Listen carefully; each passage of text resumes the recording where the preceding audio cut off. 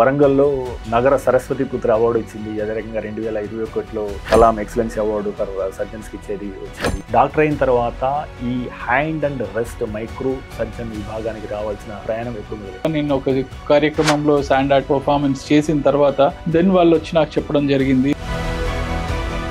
మీ దగ్గరికి సాధారణంగా ఎటువంటి కేసులు ఎక్కువ వస్తాయి? ఈ మధ్య మా దగ్గరికి రెగ్యులర్లీ ఎవ్రీ మంత్ 4-5 సర్జరీస్ చేస్తామన్నమాట. పిల్లలకి ఏంటంటే బైక్ చైన్ క్రష్ ఇంజురీస్ బాగా చూస్తాం. మంత్లీ దాదాపు మినిమం 4-5 కేసెస్ ఓన్లీ మా హాస్పిటల్లో ఇక్కడ మేమే చేస్తున్నామంటే.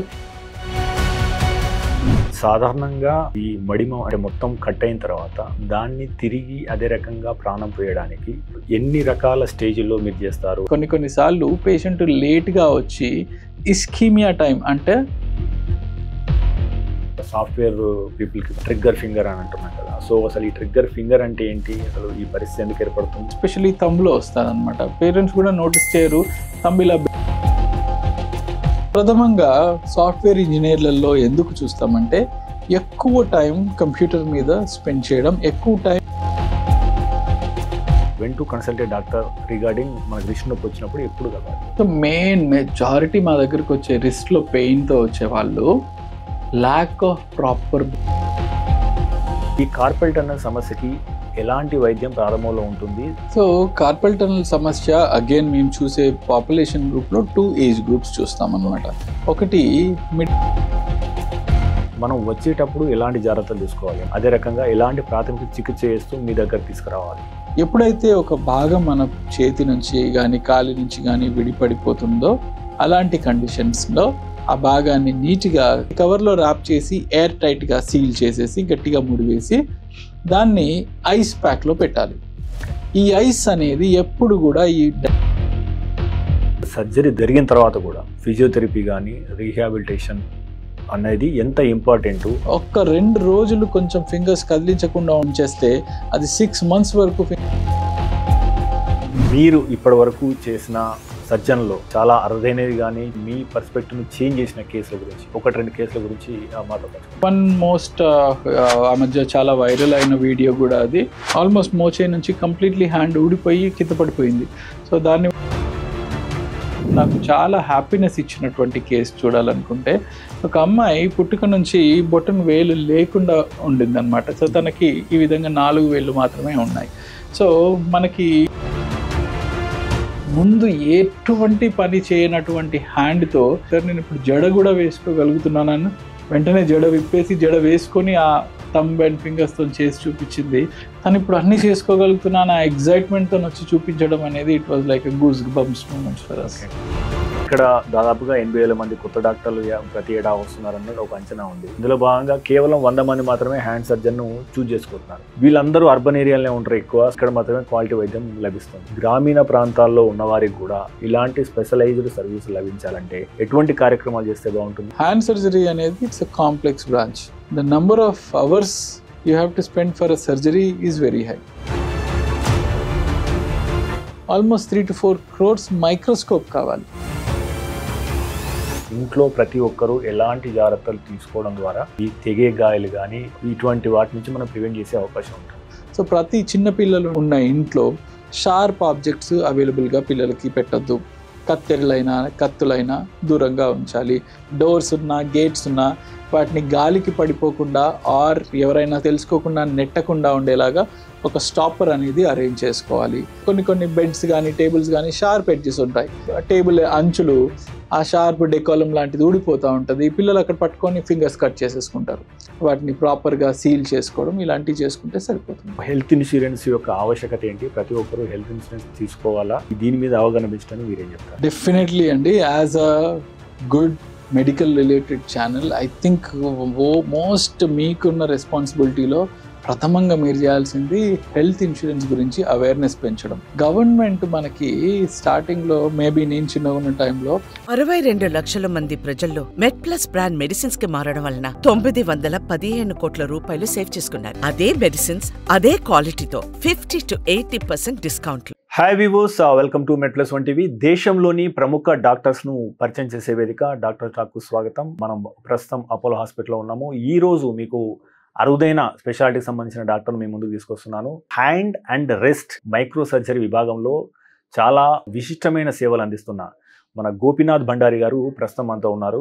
ఆయన అడిగి అసలు ఈ స్పెషాలిటీ ఏంటి, ఈ స్పెషాలిటీ ద్వారా ఎటువంటి సేవలు అందిస్తారు, అతను చేసిన అరుదైన కేసులు ఏంటి, ఎవరు ఈ రిస్ట్ మైక్రో సర్జరీ వద్దకు వస్తే సరైన వైద్యం అందుతుంది అనే అంశాలను తెలుసుకునే ప్రయత్నిద్దాం. డాక్టర్ గారు నమస్తే అండి. నమస్తే అండి. డాక్టర్ భండారి గారు, మీకు వరంగల్లో నగర సరస్వతి పుత్ర అవార్డు వచ్చింది. అదే రకంగా 2021లో కలాం ఎక్సలెన్స్ అవార్డు ఫర్ సర్జన్స్కి ఇచ్చేది వచ్చింది. అదే రకంగా 2024లో కూడా ఒక అవార్డు వచ్చింది.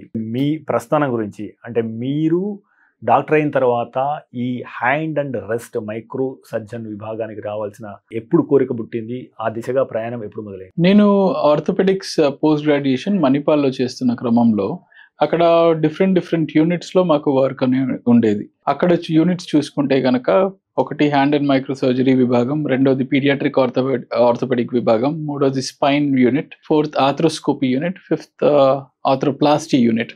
సో ఈ 5 విభాగాలుగా మనకి డిఫరెంట్ ఎక్స్పీరియన్స్ అనేది నాకు అక్కడ దొరికింది.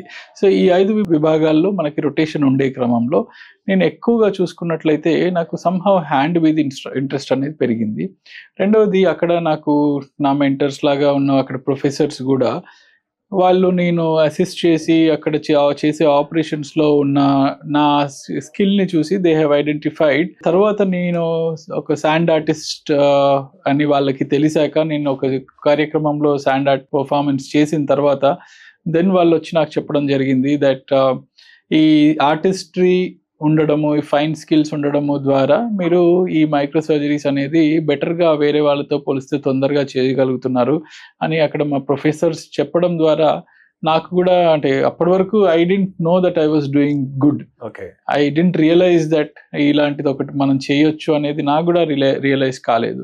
బట్ ఎప్పుడైతే వాళ్ళు వచ్చి ఇలాంటి ఫీడ్బ్యాక్ ఇచ్చి మేబీ ఇలాంటి ఫైన్ వర్క్ చేయడానికి ఆర్టిస్ట్రీ అనేది మీకు ఇంకా హెల్ప్ చేస్తుంది, ఇంకా బెటర్గా ఫైన్ వర్క్ చేయగలుగుతారు, so you should take up hand surgery, that is the best for you అని నాకు సజెస్ట్ చేయడం ద్వారా నేను నిజంగా ఇంట్రోస్పెక్ట్ చేసుకొని ఆ తర్వాత ఆ యూనిట్లో ఉన్నన్ని రోజులు కూడా ఎలాగ నా ఫైన్ వర్క్ నిజంగా వేరే వాళ్ళతో పోలిస్తే డిఫరెంట్గా ఉంది అనేది నేను కొంచెం చెక్ చేసుకొని అది రియల్గా నాకు సూట్ అవుతుంది అండ్ నేను చేసే ఆర్ట్ వర్క్కి ఇలాంటి ఫైన్ సర్జరీస్కి డెఫినెట్లీ ఒక మంచి స్కిల్ సెట్ అవుతుంది అని రికగ్నైజ్ చేసి హ్యాండ్ అండ్ మైక్రో సర్జరీలో నేను స్లోగా ఇంట్రెస్ట్ తీసుకున్నాను అనమాట. డాక్టర్ భండారి గారు, మీరు ఈ స్పెయిన్లో ఉన్న పినోల్ ఇన్స్టిట్యూట్ కావచ్చు, ఈ మధ్య అమెరికాలో చేసిన ట్రైనింగ్ కావచ్చు, ఈ హ్యాండ్ మైక్రో సర్జరీలో ఈ అతి చిన్న విభాగమైన ఈ విభాగంలో మీ యొక్క నిపుణతను ఏ రకంగా పెంచింది, అది ఏ రకంగా ఉపయోగపడ్డది? యాక్చువల్గా ఇండియాలో ఆల్రెడీ హ్యాండ్కి సంబంధించిన స్పెషలైజ్డ్ ట్రైనింగ్ సెంటర్స్ చాలా ఉన్నాయండి. ఫర్ ఎగ్జాంపుల్ నేను గంగా హాస్పిటల్ కోయంబత్తూర్లో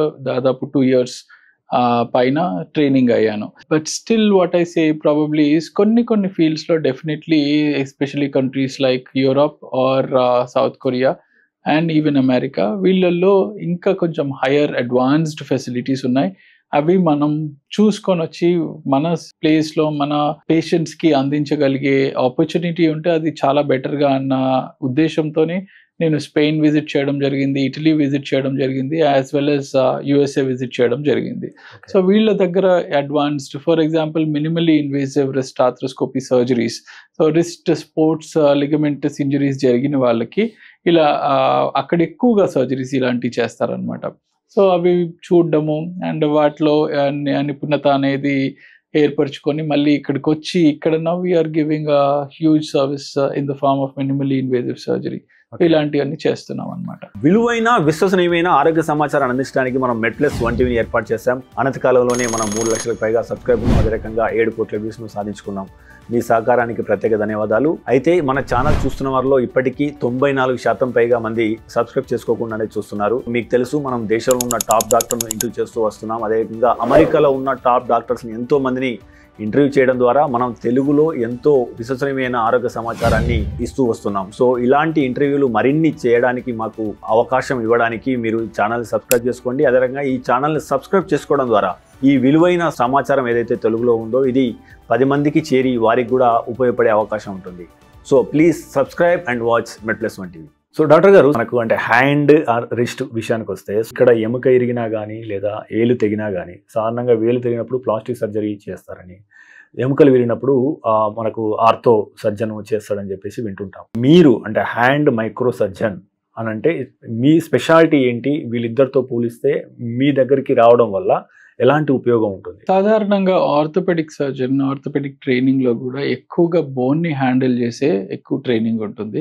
అదేవిధంగా ప్లాస్టిక్ సర్జరీ ట్రైనింగ్లో కూడా ఎక్కువగా సాఫ్ట్ టిష్యూ మీద కాన్సన్ట్రేషన్, సాఫ్ట్ టిష్యూని హ్యాండిల్ చేసే ట్రైనింగ్ ఎక్కువగా ఉంటుంది. ఎప్పుడైతే ఈ హ్యాండ్ విషయానికి వస్తే ఈ చాలా చిన్న కాంపాక్ట్ ఏరియాలో bones, vessels, nerves, arteries, tendons, muscles ఇట్లాంటి పలు రకాలైన tissues, soft tissues and bone tissues అన్నీ ఒక్క చిన్న కాంపాక్ట్ ఏరియాలో డెన్స్గా ఏర్పరిచి ఒక కాంప్లెక్స్ పద్ధతిలో అమెరికా ఉంటుంది. ఇలాంటి పద్ధతిలో ఉన్న వాటిని ఏదైనా కాంప్లెక్స్ ఇంజరీ అవ్వడం, కాంప్లెక్స్ అనే కాదు, simple injury to the hand also can be complex because ఒక చిన్న కట్టు కూడా చాలా రకమైన స్ట్రక్చర్స్ని కట్ చేస్తూ వెళ్తుంది. ఫర్ ఎగ్జాంపుల్ అదేవిధంగా ఒక తొడ భాగంలో కట్ అయినా, ఒక చేయి పైన భాగంలో కట్ అయినా, ఇక్కడ పెద్ద డీప్ కట్ అయినా కానీ ఓన్లీ ప్రాబబ్లీ ఒక మజిల్ కట్ అవుతుంది. బట్ హ్యాండ్లో అలా కాదు. ఆ చిన్న కట్ కూడా నర్వ్స్ని, ఆర్టరీస్ని, లిగమెంట్స్ని, టెండన్స్ని అన్నింటినీ కట్ చేసే అవకాశం ఉంటుంది. So the complexity increases when it is coming to the hand. So దీనికంటూ ఒక సపరేట్ ట్రైనింగ్ కావాల్సిన అవసరం ఉంది, where you can handle both ఈ finest structures plus bone. And again at the same time we want the patient to get back to better function. Maximum ఈ కాలంలో ఒక గాయానికి ఆ పేషెంట్కి ఎంత ఫంక్షన్ ఇవ్వగలుగుతామో అంత ఫంక్షన్ ఇవ్వగలిగేలాగా మనం చేయగలగాలి. So that is the necessity అన్నమాట. ఇక్కడ మెడ్ప్లస్ నుంచి మీ పార్సల్ వచ్చింది. ఏంటి రాధిక, అన్ని మందులా? మెడిసిన్స్ మాత్రమే కాదు, health and nutrition, personal care, cleaning liquids, baby care, sanitary and hygiene. Factory నుంచి నేరుగా బెస్ట్ క్వాలిటీ, బెస్ట్ ప్రైస్ మన మెడ్ప్లస్ లో. గణాంకాల ప్రకారం భారత్లో ఆల్మోస్ట్ 30 లక్షల మంది ఈ చేతి గాయాలు జరుగుతున్నాయి ప్రతి ఏటా. అందులో ఆల్మోస్ట్ 70% మందికి అంటే మీలాంటి మైక్రో సర్జన్ల అవసరం ఉంది అన్నది కొన్ని వార్తలు ఉన్నాయి. మీరు ఇప్పటి వరకు చేసిన సర్జన్లో చాలా అరుదైనది కానీ చాలా ఛాలెంజింగ్ తీసుకున్నది కానీ మీ పర్స్పెక్టివ్ని చేంజ్ చేసిన కేసుల గురించి 1-2 కేసుల గురించి మాతో పంచుకుంటారు? ఇలా ఎగ్జాంపుల్స్ చెప్పుకుంటూ పోతే చాలా ఉన్నాయి. Actually maybe 3 examples I can tell you, అంటే కొంచెం బ్రీఫ్గా చెప్పడానికి. వన్ మోస్ట్ ఆ మధ్య చాలా వైరల్ అయిన వీడియో కూడా అది. ఒక పేషెంట్ మోచేయి దాకా కంప్లీట్లీ యాంపిటేషన్ అయిపోయి వచ్చారు లాస్ట్ ఇయర్ 2024 దసరా. ఆల్మోస్ట్ మోచేయి నుంచి కంప్లీట్లీ హ్యాండ్ ఊడిపోయి కింద పడిపోయింది. సో దాన్ని వాళ్ళు ఐస్ ప్యాక్లో ర్యాప్ చేసేసి పట్టుకొని మన దగ్గరికి రావడం జరిగింది. అలాంటి క్రమంలో దాన్ని ఆల్మోస్ట్ 11 hours శ్రమించి ఆ హ్యాండ్ని మళ్ళీ రీఅటాచ్ చేసుకున్నాం అనమాట. సో ఇది చాలా ఆ మధ్య వీడియోస్ కూడా చాలా కామన్ పాపులేషన్కి కూడా రీచ్ అయింది. అండ్ ఒక ల్యాండ్మార్క్ సర్జరీ లాగా, అంటే అంత ప్రాక్సిమల్ లెవెల్ ఆఫ్ యాంపిటేషన్ తెలంగాణలోనే it is one of the first time అంత మేజర్ యాంపిటేషన్ అనేది మళ్ళీ మనం అటాచ్ చేయడం అనేది it's the first in both Telugu states to be honest. తర్వాత సెకండ్ ఇంకొక కాంప్లెక్స్ ఇలాంటి మీరు చెప్పిన దాంట్లో నాకు చాలా హ్యాపీనెస్ ఇచ్చినటువంటి కేసు చూడాలనుకుంటే, ఒక అమ్మాయి పుట్టుక నుంచి బొటన్ వేలు లేకుండా ఉండింది అనమాట. సో తనకి ఈ విధంగా 4 వేళ్ళు మాత్రమే ఉన్నాయి. సో మనకి కుడి చేతిలో బొటన్ వేలు లేకుండా ఈ 4 ఫింగర్సే ఉంటే ఆ హ్యాండ్తోని రాయడానికి కానీ తినడానికి కానీ ఎటువంటి యాక్టివిటీ చేయడానికి రాదు. మనకి హ్యాండ్లో అన్నిటికన్నా ఇంపార్టెంట్ వేలు బొటన్ వేలు. అందుకే ప్రాబబ్లీ ఏకలవ్యాన్ని కూడా ద్రోణాచార్యుడు బొటన్ వేలు కావాలని అడిగారు.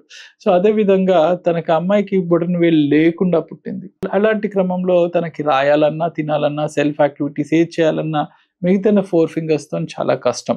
సో అలాంటి ఒక అమ్మాయికి వాళ్ళు దాదాపు పేరెంట్స్ చిన్నప్పటి నుంచి చాలా చాలా హాస్పిటల్స్కి తిరిగి విసిగి వేసారి ఏం లేదు అని ఆశ కోల్పోయిన క్రమంలో ఆల్మోస్ట్ 11 సంవత్సరాల తర్వాత మన దగ్గరికి తీసుకొచ్చారు పుట్టిన తర్వాత. సో 11 yearsకి మనం చూసి డెఫినెట్లీ ఈ అమ్మాయి మళ్ళీ ఆ చేతితో రాసేలా తినేలా అన్ని పనులు తను చేసుకునేలాగా చేద్దాము అని ఒక సంకల్పంతో పాలిసైజేషన్ అని ఒక very rare and very specialised surgery చేశాము. సో ఈ 4 ఫింగర్స్ ఉన్న క్రమంలో ఈ ఇండెక్స్ ఫింగర్ని మనం తంబులాగా మార్చి దాన్ని షార్టన్ చేసి రొటేట్ చేసి తంబు పొజిషన్లో అమర్చామన్నమాట. సో ఇండెక్స్ ఫింగర్ ఇలా ఉండేది ఇప్పుడు ఇలా తంబులాగా యాక్ట్ చేస్తుంది. సో దానివల్ల పాపకి మళ్ళీ ఈ విధంగా ఫింగర్స్ యూస్ చేయడం, ఆ చేతితో ఇలా పట్టుకోవడము, అన్నం కలిపి తినడము, ఒక బాటిల్ మూత ఓపెన్ చేయడమే కానీ, పేజెస్ తిప్పడమే కానీ, మనకి ఇలాంటి ఫైన్ వర్క్ ఏదైతే మనకి కావాల్సిన అవసరం ఉంటుందో అది చేయగలగడం. అండ్ ఆ పాప ఒకసారి వచ్చి, సార్ నేను ఇప్పుడు జడ కూడా వేసుకోగలుగుతున్నాను, వెంటనే జడ విప్పేసి జడ వేసుకొని ఆ థంబ్ అండ్ ఫింగర్స్ తో చేసి చూపించింది. So that was one of the cases which gave us చాలా హ్యాపీనెస్ అనమాట. ఎందుకంటే ముందు ఎటువంటి పని చేయనటువంటి హ్యాండ్తో తను ఇప్పుడు అన్ని చేసుకోగలుగుతున్నాను ఆ ఎగ్జైట్మెంట్తో వచ్చి చూపించడం అనేది it was like goose bumps moments for us. వైద్యం చేయడమే కాదు, ఎందుకంటే most of the people will work with the hands and fingers only. మళ్ళీ వాళ్ళ యొక్క స్పెషాలిటీని మీరు తిరిగి తీసుకొస్తున్నారు, వాళ్ళ యొక్క వృత్తిని లేదా వారి యొక్క నైపుణ్యాన్ని తిరిగి దానికి మళ్ళీ ప్రారంభిస్తున్నారు మీరు. థర్డ్ ఎగ్జాంపుల్ నేను ఇందాక మీకు చెప్పాలనుకున్నది, ఇప్పుడు హ్యాండ్ అండ్ మైక్రో సర్జరీ అని మనం అంటున్నాం కాబట్టి హ్యాండ్ రిస్ట్ ఓన్లీ ఇంతవరకే మనం లిమిట్ అయిపోతామని కాదు. ఈ థర్డ్ ఎగ్జాంపుల్ కూడా ఎందుకు చెప్తున్నానంటే లిమిటింగ్ ఇంతవరకే కాదు అని మనం చెప్పడానికి. సేమ్ వేలో ఒక పర్సన్ లింబ్ ట్రైన్ యాక్సిడెంట్లో క్రష్ అయిపోయింది అండ్ కంప్లీట్లీ అది బయట చూసిన వాళ్ళందరూ కూడా యాంపిటేట్ చేయాలి అని చెప్పారనమాట. తనకి మల్టిపుల్ సర్జరీస్ అనేది చేసి మళ్ళీ ఆ కాల్ని కాపాడి దాని మీద ఆల్మోస్ట్ 5-6 సర్జరీస్ చేశాం తనకి. అండ్ చేసి ఇప్పుడు తను సెల్ఫ్గా ఇండిపెండెంట్గా నడవగలుగుతున్నాడు. సో మళ్ళీ కాలు లేకుండా ఉండే అతనికి ఆ కాలు అనేది మళ్ళీ మనం ఉండేలాగా చేసి రీకన్స్ట్రక్ట్ చేసి, అఫ్ కోర్స్ చాలా సర్జరీస్ జరిగాయి, చాలా he also went through so much, but they are ultimately very happy because life long కాలు లేకుండా ఉండడం అనేది ఇట్స్ ఒక శాపం లాంటిదే. సో తన కాలు మీద తను నిలబడి నడవడము, నించోవడము ఇవన్నీ చేసుకోగలడం అనేది ఇట్స్ అ మిరకిల్. పక్కన ఉన్న మెడ్ప్లస్ స్టోర్ కు వెళ్ళండి. మీ డాక్టర్ రాసిచ్చిన మెడిసిన్స్ అడగండి. అదే మెడిసిన్ మెడ్ ప్లస్ బ్రాండ్ లో ఉందా అని చూడండి. కాంపోజిషన్ సేమ్ గా ఉందా అని చెక్ చేసుకోండి. అదే మెడిసిన్స్ అదే క్వాలిటీతో కానీ 50-80% డిస్కౌంట్ లో. అంటే మనకు సాధారణంగా ఇప్పుడు మీ విభాగానికి సంబంధించి ఎక్కువ కేసులు యాక్చువల్ గా యువకులకే వస్తాయి, ఎందుకంటే వాళ్ళు ఎక్కువ పని చేస్తారు. మనకి 25-45 ఏజ్ మధ్య వాళ్ళకే 70% కేసులు వస్తాయి అనేది మనకు గణాంకాలు చెప్తున్నాయి.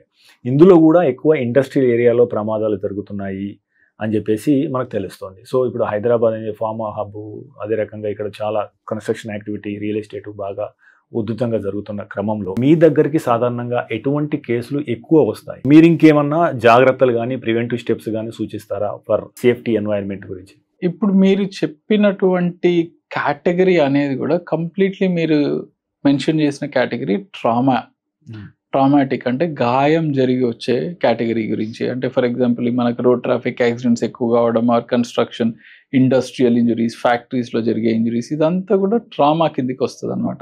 సో అఫ్ కోర్స్ మీరు చెప్పినట్టుగా ట్రామాటిక్ పాపులేషన్ కనుక చూసుకుంటే యుక్త వయసులో ఉన్న వాళ్ళు ఆల్మోస్ట్ 20-45 ఇయర్స్ వాళ్ళు ప్రిడామినెంట్గా ఉంటారు. సెకండ్ టైప్ ట్రామా అనే కాదు, మన దగ్గరకు వచ్చే వాళ్ళల్లో ఇంకొక మేజర్ చంక్ ఆఫ్ పాపులేషన్ ఎవరు ఉంటారంటే నాన్ ట్రామాటిక్ కండిషన్స్. అంటే వాళ్ళకి ఐదర్ పుట్టుక నుంచి అంగవైకల్యం, లేదా పుట్టుక నుంచి అవయవాలు సరిగ్గా లేకపోవడం, లేదా పుట్టుక జరిగే క్రమంలో జరిగిన కొన్ని ఇంజురీస్ ఉంటాయి. కాన్పు క్రమంలో చేయి మొత్తం బలహీన పడిపోయి పారాలిసిస్ లాగా పుడతారు, చేయి వంకర్లుగా పుడతారు. అలాంటి పిల్లలే కానీ, లేదా కొంచెం చిన్న ఆడుకునే పిల్లలు, ఈ మధ్య మా దగ్గరికి రెగ్యులర్లీ ఎవ్రీ మంత్ 4-5 సర్జరీస్ చేస్తామన్నమాట. పిల్లలకి ఏంటంటే డోర్లో వేలు పెట్టడము, గేట్లో వేలు పెట్టడము, సైకిల్ చైన్లో వేలు పెట్టడము, పెట్టుకుంటూ ఆడుతూ ఉంటారు అండ్ ఆ ఫింగర్స్ అన్ని కంప్లీట్లీ క్రష్ అయిపోతాయి. సో ఇలాంటి ఇంజురీస్ అనేది పిల్లల్లో ఎక్కువగా చూస్తూ ఉంటాం అన్నమాట. సో అదంతా ఒక set of injuries. Second set of injuries యుక్త వయసులో ఉండే వాళ్ళు, ఎస్పెషలీ అంటే ఆ రోడ్ ట్రాఫిక్ యాక్సిడెంట్స్ కాకుండా మనం చూసుకుంటే బైక్ చైన్ క్రష్ ఇంజురీస్ బాగా చూస్తాం. మంత్లీ దాదాపు మినిమం 4-5 కేసెస్ ఓన్లీ మా హాస్పిటల్లో ఇక్కడ మేమే చేస్తున్నామంటే ఇంకా చాలా ఎక్కువగా జరుగుతున్నాయని దాని అర్థం. ఎందుకంటే not all people come to my hospital, people go to some other hospital, వేరే దగ్గర కూడా ట్రీట్మెంట్ తీసుకుంటూ ఉంటారు. మేమే ఇన్ని కేసెస్ చేస్తున్నామంటే దాని ఇన్సిడెన్స్ అనేది ఇంకా చాలా ఎక్కువగా ఉంది. సో మెయిన్ దీంట్లో అవేర్నెస్ కూడా కావాల్సింది ఏంటంటే ఎవరు చేసే పని వాళ్ళు చేస్తే బాగుంటుంది. సో స్టూడెంట్స్ ఏంటంటే బైక్ కొనుక్కుంటారు, చాలా ప్రేమగా చూసుకుంటారు ఆ బైక్ని, గ్రీజింగ్ చేయడము, ఆయిలింగ్ చేయడము, సెల్ఫ్గా చేద్దాము అనే క్రమంతో యాక్సిలరేటర్ ఇస్తూ బైక్ చైన్లో గ్రీజ్ వేస్తారనమాట. సో యాక్సిలరేటర్ ఇచ్చినప్పుడు ఏం చేస్తుందంటే చైన్ తిరిగి అదొక సక్షన్ లాగా పనిచేస్తుంది. సక్షన్ లాగా పనిచేసి వేళ్ళని లాగేస్తుంది. సో దాంతో చాలా వరకు రైట్ హ్యాండ్లో మల్టిపుల్ వేళ్ళు అనేది కోల్పోయే అవకాశం ఉంటుంది. ఇది యుక్త వయసులో వాళ్ళ చూస్తాం. అండ్ ఇంకొక ఇంపార్టెంట్ థింగ్ ఏంటంటే యాక్సిడెంట్స్ అన్ని పక్కన పెట్టేయండి, ఇండస్ట్రియల్ ఇంజరీస్ పక్కన పెట్టినా కానీ ఇంట్లో house hold injuries, for example especially ladies, ఇది కూడా మేము చాలా ఫ్రీక్వెంట్గా చూసేది ఏంటంటే మిక్సర్ గ్రైండర్ ఇంజరీస్. చాలా మంది ఆ మిక్సర్ గ్రైండర్ ఆపరేట్ చేస్తూ మరి ఎందుకు అలా జరుగుతుంది అనేది ఇంకా మేము కూడా తేల్చలేకపోతున్నాం. బట్ దీనికి చాలా అవేర్నెస్ నీడెడ్, ఎందుకంటే చాలా మంది సఫర్ అవుతున్నారు. రీసెంట్లీ మా ఫ్రెండ్ వాళ్ళ మదర్కి కూడా ఇలాంటి ఇంజరీ జరిగింది. డాక్టర్ అనుకోకుండా ఫింగర్స్ అనేది మిక్సర్ గ్రైండర్లో పెట్టడం, ఆ టైంలో గ్రైండర్ రన్నింగ్ స్టేటస్లో ఉండడం, లేదా వాళ్ళు క్లీన్ చేస్తున్న క్రమంలో పిల్లలు వచ్చి ఆన్ చేశారు మేము చూసుకోలేదండి అని చెప్పడం, what ever is the scenario. కొందరు ఏంటంటే అది తిరుగుతున్నప్పుడు కొంచెం సైడ్కి స్వైప్ చేయడము, అలా ఏదన్నా అంటే దాంట్లో ప్రోడక్ట్స్ని తీయడము, ఇలా చేస్తూ ఆ టైంలో మిక్సర్ గ్రైండర్ బ్లేడ్స్ తిరిగి ఫింగర్స్ని చాప్ చేసేస్తాయి అన్నమాట. సో ఇలాంటి ఇంజరీస్ కూడా చాలా ఫ్రీక్వెంట్గా చూస్తున్నాం. సో అవేర్నెస్ అనేది చాలా ఇంపార్టెంట్ హౌస్ హోల్డ్ ఇంజరీస్ని ప్రివెంట్ చేయడానికి. ఇలాంటి మిక్సర్ గ్రైండర్లో వేళ్ళు పెట్టద్దు, ఆర్ బైక్ చైన్స్లో వేళ్ళు పెట్టద్దు, పిల్లల్ని డోర్స్ దగ్గర కానీ గేట్స్ దగ్గర కానీ చాలా జాగ్రత్తగా చూసుకోవాలి, డోర్స్కి స్టాపర్ పెట్టాలి ఆర్ గేట్కి స్టాపర్ పెట్టాలి అనేది మనం అవేర్నెస్ ఇవ్వాల్సిన అవసరం కూడా చాలా ఉంది. సాధారణంగా ఈ మడిమ అంటే మొత్తం కట్ అయిన తర్వాత దాన్ని తిరిగి అదే రకంగా ప్రాణం పోయడానికి ఎన్ని రకాల స్టేజ్లో మీరు చేస్తారు? అంటే ఫస్ట్ ఏం అటాక్ చేస్తారు, తర్వాత ఏం జరుగుతుంది, తర్వాత స్పర్శ ఎప్పుడు వస్తుంది, తర్వాత బ్లడ్ ప్రెషర్ ఎట్లా వస్తుంది? సో ఇది కొద్దిగా మాకు వివరిస్తాను. ఇది చాలా కాంప్లెక్స్ క్వశ్చన్ అండి, ఎందుకంటే చాలా ఇంట్రికసీస్ ఉంటాయి. ఆ డ్యామేజ్ ఎలా ఉంది, తర్వాత పేషెంట్ తొందరగా వచ్చాడా లేట్గా వచ్చాడా అనే చాలా అట్లాంటి ఫ్యాక్టర్స్ని బట్టి చేస్తామన్నమాట. యూజువల్లీ కనుక చూసుకుంటే ఫస్ట్ ప్రప్రథమంగా ఇంటికి ఫౌండేషన్ ముఖ్యం, అదేవిధంగా మన బాడీలో బోన్ సపోర్ట్ అనేది ముఖ్యం. సో ఏ కేసు అయినా కానీ ఫస్ట్ బోన్ని ఫిక్స్ చేసేస్తాం. బోన్ ఫిక్సేషన్ వైర్ ద్వారా కావచ్చు ఆర్ ప్లేట్స్ ద్వారా కావచ్చు, any modality whichever is suitable and faster.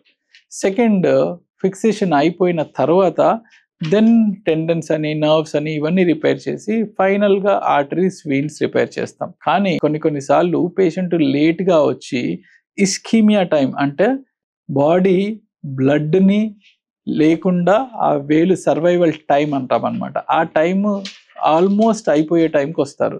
అలాంటి క్రమంలో వాళ్ళకి ఫస్ట్ ప్రథమంగా ఆర్టరీస్ అనేది రిపేర్ చేసుకోవాల్సిన అవసరం వస్తుంది.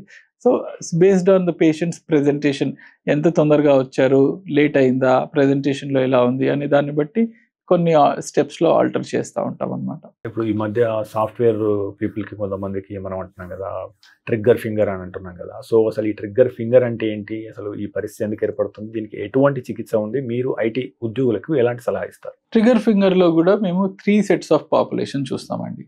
First set of population paediatric, అంటే చిన్న పుట్టిన పిల్లలు. వాళ్ళు ఏంటంటే ఎస్పెషలీ థంబ్లో వస్తుంది అనమాట. పేరెంట్స్ కూడా నోటీస్ చేయరు, థంబ్ ఇలా బెండ్గా ఉంటుంది అండ్ వాళ్ళకి ఇలా స్ట్రైట్ అవ్వదు. ఒక ఆపోజిట్ థంబ్ బాగా స్ట్రైట్ అంటున్నారు, ఎఫెక్టెడ్ థంబ్ పొట్టి ఇలా బెండ్గా ఉంటుంది అని మేబీ 1 year 2 yearsకి పేరెంట్స్ ఐడెంటిఫై చేస్తారు.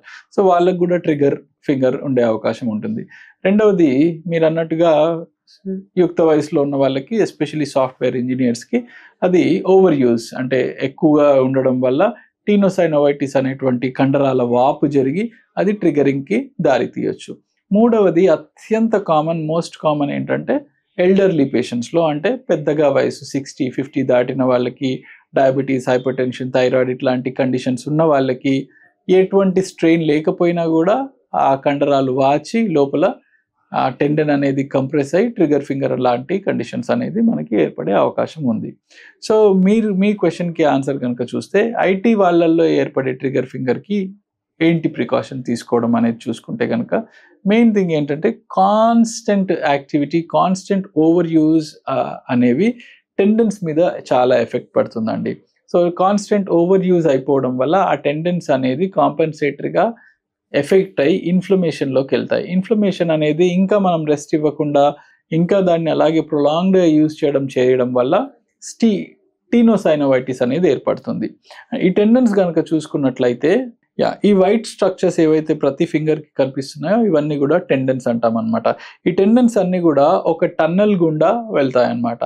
సో ఎప్పుడైతే టెండన్ వాచిపోయి ఉంటుందో ఈ లెవెల్లో A1 పుల్లి అంటాం అనమాట. ఆ పుల్లి ఏరియాస్ లో టెండన్ వాచిపోవడం వల్ల ఆ పుల్లి ద్వారా వెళ్ళే టెండన్ స్టక్ అవుతూ ఉంటుంది. సో ప్రతిసారి ఫ్లెక్షన్ ఎక్స్టెన్షన్ ఈ కదలిక చేసేటప్పుడు వేలు అనేది అలా స్టక్ అయిపోతుంది. మళ్ళీ దాన్ని ఓపెన్ చేసుకోవడానికి పెయిన్ఫుల్గా ఓపెన్ చేస్తారనమాట. సో ఆ పెయిన్ అనేది ప్రతిసారి మన ఫింగర్స్ ఫ్రీగా మూవ్ అవ్వాలి. ఆ ప్రతిసారి ఒక ఎఫర్ట్ పెట్టి ఒక కాన్షియస్గా దాన్ని పెయిన్తో ఇలా ఓపెన్ చేయడం అనేది ట్రిగరింగ్ అంటాం అనమాట. సో దాన్ని ట్రిగర్ ఫింగర్ అంటాము. దీనికి ప్రైమరీగా చూస్తే కనుక ట్రీట్మెంట్ వచ్చేసి రెస్ట్ ఇవ్వాలండి. సో కొంచెం రెస్ట్ ఇచ్చి కొన్ని రకాల మందులు వాడడం వల్ల చాలా వరకు పాపులేషన్లో తగ్గే అవకాశం ఉంటుంది.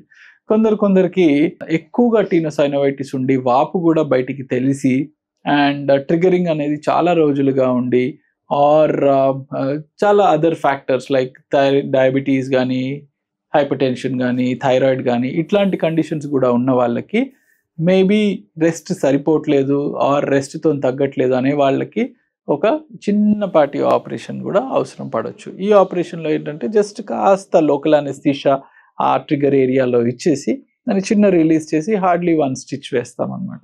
అండ్ ఇమీడియట్లీ డ్యూరింగ్ సర్జరీయే మనకి ఇది ఎంతవరకు రిలీజ్ అయిపోయింది అనేది 100% రిజల్ట్ అనేది కళ్ళ ముందు కనిపిస్తుంది.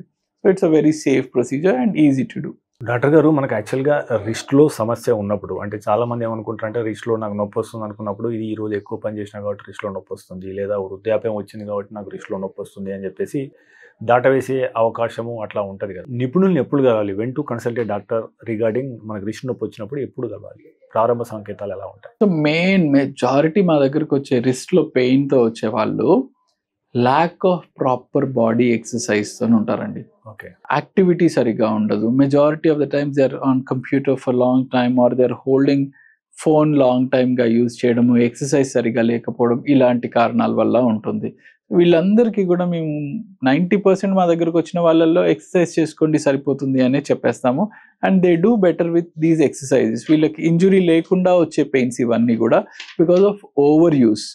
సో కొన్ని స్ట్రెంథనింగ్ ఎక్సర్సైజ్ చేసుకొని రెగ్యులర్గా స్ట్రెచ్చింగ్ ఎక్సర్సైజ్ చేసుకోవడము, హ్యాండ్ని ఇవన్నీ చేసుకోవడం వల్ల పెయిన్స్ అనేది బెటర్గా ఉండే అవకాశం ఉంటుంది. కొందరికి ఇలా వీక్నెస్తో వచ్చే పెయిన్స్ కాకుండా కొన్ని ఇన్ఫ్లమేషన్స్ వల్ల వచ్చే పెయిన్ ఉంటుంది, ఎస్పెషలీ వాతం లాంటి సమస్యలు.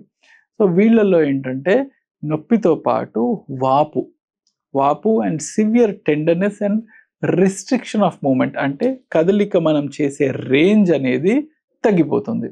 సో ఎప్పుడైతే రిస్ట్ రేంజ్ ఆఫ్ మోషన్ తగ్గిందో, వాపు ఎక్కువగా ఉందో and morning pain, early morning pain, నిద్ర నుంచి ఫ్రెష్గా లేచిన వెంటనే కూడా పెయిన్ఫుల్గా ఉంటుంది.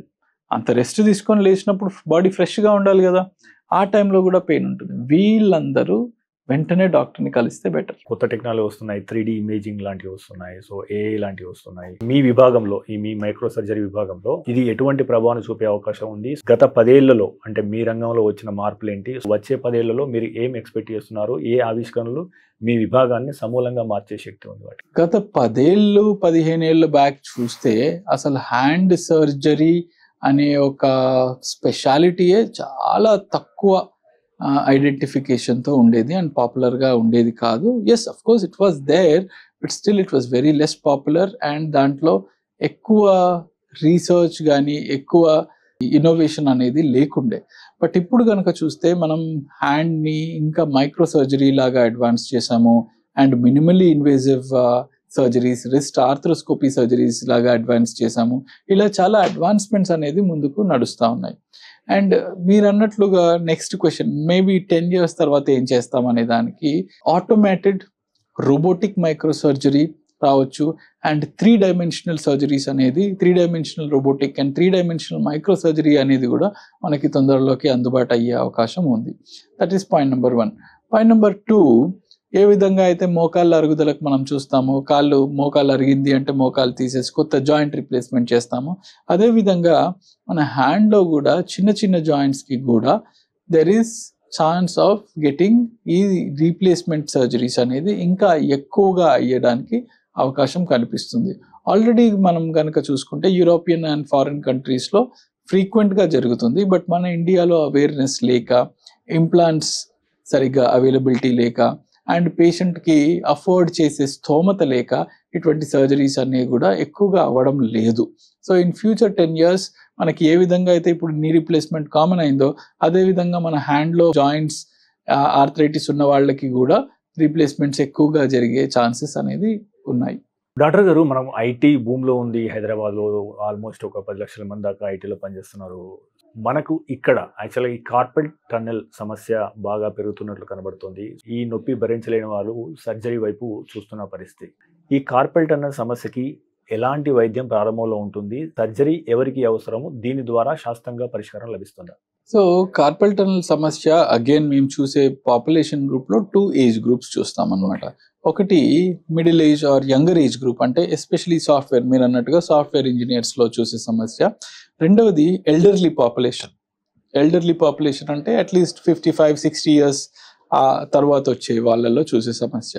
ప్రథమంగా సాఫ్ట్వేర్ ఇంజనీర్లలో ఎందుకు చూస్తామంటే, ఎక్కువ టైం కంప్యూటర్ మీద స్పెండ్ చేయడం, ఎక్కువ టైం మౌస్ మీద స్పెండ్ చేయడం, హ్యాండ్ అదే పొజిషన్లో ఉండడం వల్ల టన్నెల్ మీద ప్రెషర్ ఎక్కువగా పడుతుంది.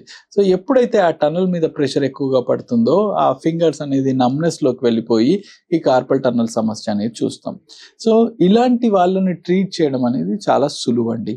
ఓకే, ఫస్ట్ థింగ్ కనుక మనకు చూసుకున్నట్లయితే, ఏదైతే ప్రెషర్ హ్యాండ్ మీద పడుతుందో దాన్ని రిలీవ్ చేసేసుకొని కొన్ని రకాలుగా nerve gliding exercises, stretching exercises, nerve exercises, hand rotations చేసుకొని కొన్ని లైఫ్ స్టైల్ చేంజెస్, అంటే ప్రతి అరగంటకి గంటకి హ్యాండ్లో బ్రేక్ ఇచ్చి, వర్క్ నుంచి బ్రేక్ తీసుకొని హ్యాండ్ రెగ్యులర్గా రొటేట్ చేసుకోవడం, మూమెంట్స్ చేసుకోవడం అండ్ ఫింగర్ మూమెంట్స్ చేసుకోవడం, ఇలాంటివి చేయడం వల్ల ఇలాంటి కార్పల్ టన్నెల్ సిండ్రోమ్ యంగ్ పేషెంట్స్లో రాకుండా మనం కాపాడుకునే అవకాశం ఉంది. రెండవది, వచ్చిన వాళ్ళకి కూడా మనం ఈ ప్రికాషన్స్ అండ్ కొన్ని మెడికేషన్స్తోనే చాలా వరకు వీళ్ళు సెట్ అయిపోతారు. నెక్స్ట్ సెట్ ఆఫ్ పాపులేషన్ ఏంటంటే ఎల్డర్లీ ఏజ్ గ్రూప్లో వచ్చే కార్పల్ టన్నెల్ సిండ్రోమ్. వీళ్ళకి majority of the times associated factors అంటే బీపీ, షుగర్, థైరాయిడ్ ఇలాంటి సమస్యలు ఉండే అవకాశం ఉంటుంది. చాలా వరకు వీళ్ళలో రాత్రులు పడుకునేటప్పుడు తిమ్మిరికి ఇబ్బంది పడుతూ ఉంటారు. వేళ్ళల్లో తిమ్మిరి వల్ల నిద్ర పట్టకుండా ఉండడము, ఇలాంటి సమస్యలు ఉంటాయన్నమాట. వీళ్ళకి స్టార్టింగ్ స్టేజ్లో వచ్చిన వాళ్ళకి కంప్రెషన్ ఎంత ఉందనేది మనం ఒక అల్ట్రాసౌండ్ టెస్ట్ ద్వారా చెక్ చేసుకొని, తక్కువ కంప్రెషన్ ఉంది అని అనుకుంటే కనుక ఒక స్ప్రింట్ ఇవ్వడము, కొన్ని మెడిసిన్స్ ఇవ్వడము చేస్తాం. లేదు కాస్త ఇబ్బంది ఎక్కువగా ఉంది, మెడిసిన్స్ కూడా సహాయపడట్లేదు అనే వాళ్ళకి ఒక ఇంజెక్షన్ లాంటిది మనం ప్లాన్ చేసుకోవచ్చు. ఇట్స్ అ స్టీరాయిడ్ షాట్, చాలా తక్కువ ధరలో ఉంటుంది. అండ్ అస్సలు ఎటువంటి రిలీఫ్ లేని వాళ్ళకి, సెన్సేషన్ బాగా డిస్టర్బెన్స్ ఉన్న వాళ్ళకి, ఆర్ సెన్సేషన్ తగ్గింది అని చెప్పే వాళ్ళకి కానీ, కొన్నిసార్లు బొటన్ వేలు వీక్నెస్ ఉన్న వాళ్ళకి, వీళ్ళందరికీ మాత్రం బెస్ట్ సొల్యూషన్ ఏంటంటే సర్జరీ. సర్జరీలో కూడా 2 types ఆఫ్ సర్జరీ ఉందండి. ఒకటి కన్వెన్షనల్గా ఎక్కువగా చేసే ఓపెన్ సర్జరీ. ఓపెన్ సర్జరీ అయినా కూడా చాలా చిన్నగా ఉంటుంది స్కార్. ఈ లెవెల్లో కార్పల్ టన్నెల్లో రిలీజ్ చేసి మనం మళ్ళీ ఫింగర్స్లో సెన్సేషన్ అనేది బెటర్గా వచ్చేలాగా చేయొచ్చు. రెండవది అత్యాధునికమైన కాన్సెప్ట్ ఏంటంటే ఎండోస్కోపిక్ సర్జరీ. ఈ ఎండోస్కోపిక్ సర్జరీలో ఏంటంటే ఓపెన్ సర్జరీని అవాయిడ్ చేస్తూ మనం టన్నెల్లోకి ఒక కెమెరా పంపించి, కెమెరా గైడెన్స్లో మనం టన్నెల్ని రిలీజ్ చేసుకునే కండిషన్ అన్నమాట. బట్ దీనికి సెలెక్షన్ ఆఫ్ ద పేషెంట్ అనేది చాలా ముఖ్యం. మనం ఎవరికి పడితే వాళ్ళకి నేను ఈ మినిమల్లీ ఇన్వేజివ్ ఎండోస్కోపిక్ ద్వారా చేస్తానంటే అలా కుదరదు. పేషెంట్కి కూడా దానికి ఎలిజిబుల్ అయి ఉండాలి. అలాంటి వాళ్ళకి ఈ సెట్ క్రైటీరియా మనకి సూటబుల్గా ఉంది అనే వాళ్ళకి డెఫినెట్లీ ఎండోస్కోపీ ద్వారా రిజల్ట్ వచ్చే అవకాశం ఉంటుంది. డాక్టర్ గారు, మీరు ఇంతకుముందు చెప్పినట్లు ఈ సర్జరీలో అంటే మనం ఎంత తొందరగా వస్తే అంత తొందరగా మనకు రికవరీ ఎక్కువగా ఉంటుందని చెప్పేసి అంటున్నారు కదా. మీ కేసులలో ఎక్కువ లేటుగా వచ్చిన సక్సెస్ అయిన కేసులు ఏమన్నా ఉన్నాయా? ఒకటి. రెండవది, మనం వచ్చేటప్పుడు ఎలాంటి జాగ్రత్తలు తీసుకోవాలి? ఎందుకంటే అక్కడ యాక్సిడెంట్ జరగవచ్చు, బ్లడ్ లాస్ కావచ్చు, లేదా ఏదన్నా ఒక చిన్న వేల్ లాంటిది ఎగిరి పడవచ్చు. సో దాన్ని ఏ రకంగా తీసుకురావాలి ఒకటి, అదే రకంగా ఎలాంటి ప్రాథమిక చికిత్స చేస్తూ మీ దగ్గర తీసుకురావాలి. సో టైం అనేది హౌ క్రూషియల్ ఇట్ ఈస్. ఆంపిటేషన్లో కనుక చూసుకుంటే మనకి time is the most crucial factor అండి. ఎప్పుడైతే డిలే ఉందో ఆ డిలే అనేది టిష్యూస్ని చంపేస్తుంది. సో టిష్యూస్కి కూడా 6 అవర్స్ మించి బ్లడ్ సప్లై లేకుండా బతికే ఛాన్స్ ఉండదు. గ్రాడ్యువల్లీ సెల్ డెత్ జరిగిపోతుంది. సో అలాంటి వాటిని మళ్ళీ మనం రిపేర్ చేసినా మళ్ళీ రీకన్స్ట్రక్ట్ చేసి పెట్టినా కూడా సర్వైవల్ అనేది ఆ బాడీ పార్ట్కి ఉండదు. అండ్ అగైన్ దీంట్లో సెల్ డెత్ అండ్ ఈ సర్వైవల్ అంతా కూడా మెయిన్లీ డిపెండ్ అయ్యేది ఏంటంటే మజిల్ మాస్ మీద. ఆ భాగం తెగిపడిపోయిన భాగంలో, క్రష్ అయిపోయిన భాగంలో ఎంత మజిల్ ఉంది అనేది చాలా సిగ్నిఫికెంట్ ఇంపార్టెంట్ ఫ్యాక్టర్ అనమాట. ఫింగర్స్ కనుక చూసుకున్నట్లయితే ఫింగర్ ఏరియాలో మనకు మజిల్ ఉండదు. Only bone and nerves, tendons, ligaments ఇట్లాంటివి మాత్రమే ఉంటాయి. బట్ పామ్లో నుంచి ఇంకా పైకి వెళ్ళిన కొద్దీ ఆ మజిల్ మాస్ అనేది పెరుగుతూ ఉంటుంది. ఎప్పుడైతే మజిల్ మాస్ ఉంటుందో 6 అవర్స్ నుంచి సర్జరీ చేయలేము. మజిల్ మాస్ లేనటువంటి బాడీ పార్ట్లో ఈవెన్ 8 అవర్స్, 9 అవర్స్, 10 అవర్స్ అయినా కూడా మనం సర్జరీ చేయడానికి ఆస్కారం ఉంది. ఓన్లీ కండిషన్ ఏంటంటే ప్రాపర్గా ప్రిజర్వ్ చేసి ఉంటేనే. ప్రాపర్గా ప్రిజర్వ్ చేయకుండా మా దగ్గరికి తీసుకొని వస్తే సెల్ డెత్ అయిపోయి ఉంటుంది అండ్ మనం మళ్ళీ వాటిని రీఅటాచ్ చేయడానికి ఆస్కారం ఉండదు. సో మరి ప్రాపర్ ప్రిజర్వేషన్ అంటే ఎలాగండి అంటే, ఎప్పుడైతే ఒక భాగం మన చేతి నుంచి కానీ కాలి నుంచి కానీ విడిపడిపోతుందో అలాంటి కండిషన్స్లో ఆ భాగాన్ని నీట్గా వాటర్ కింద, రన్నింగ్ ట్యాప్ వాటర్ కింద కడిగేసి ఒక ప్లాస్టిక్ కవర్లో ఆర్ అల్యూమినియం ఫాయిల్లో ర్యాప్ చేసి పెట్టేసేయాలి. మన దగ్గర ఉండే నార్మల్ ప్లాస్టిక్ కవర్లో అయినా పెట్టినా పర్వాలేదు. సో అలాంటి కవర్లో ర్యాప్ చేసి ఎయిర్ టైట్గా సీల్ చేసేసి గట్టిగా ముడివేసి దాన్ని ఐస్ ప్యాక్లో పెట్టాలి. ఈ ఐస్ అనేది ఎప్పుడు కూడా ఈ డైరెక్ట్ భాగంతో టచ్లో ఉండకూడదు. చాలా మంది మా దగ్గరకు వచ్చే వాళ్ళు చేసే మిస్టేక్ ఏంటంటే డైరెక్ట్లీ ఆ భాగాన్ని ఐస్లో పడేస్తారు. ఐస్లో డైరెక్ట్లీ కాంటాక్ట్ వస్తే అది ఇంకో ప్రమాదానికి దారితీస్తుంది. ఏంటంటే ఫ్రాస్ట్ బైట్ ఇంజురీ అంటాం అనమాట. సో ఎప్పుడైతే డైరెక్ట్లీ ఐస్తోని చాలాసేపు ఎక్కువగా టచ్లో ఉంటుందో బికాజ్ ఆఫ్ ఐస్, అది కూడా ఎక్స్ట్రీమ్ టెంపరేచరే, సో ఆ ఐస్తో కూడా సెల్ డెత్ జరుగుతుంది. సో అలా కూడా మనం పెడితే మళ్ళీ ఫెయిల్ అవుతుంది. సో డైరెక్ట్లీ ఐస్లో పెట్టి కూడా మనం తీసుకొని రాకూడదు.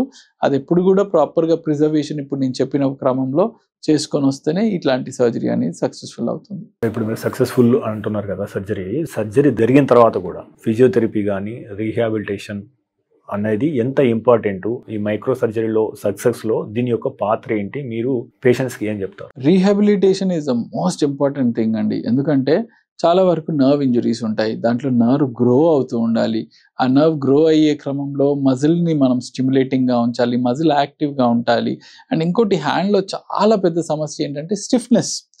1-2 రోజులు కొంచెం ఫింగర్స్ కదిలించకుండా ఉంచేస్తే అది 6 months వరకు ఫింగర్స్ని స్టిఫ్ చేసే ఛాన్స్ ఉంటుంది. హ్యాండ్ మొత్తంలో ఇదే ప్రాబ్లం. బాడీ టైట్గా అయిపోవడం, ఫింగర్స్ అన్ని స్టిఫ్గా అయిపోవడం, వేళ్ళన్నీ టైట్గా అయిపోవడం, మడత రాకపోవడము, గ్రిప్ రాకపోవడం, ఇలాంటి కాంప్లికేషన్స్ వస్తాయన్నమాట.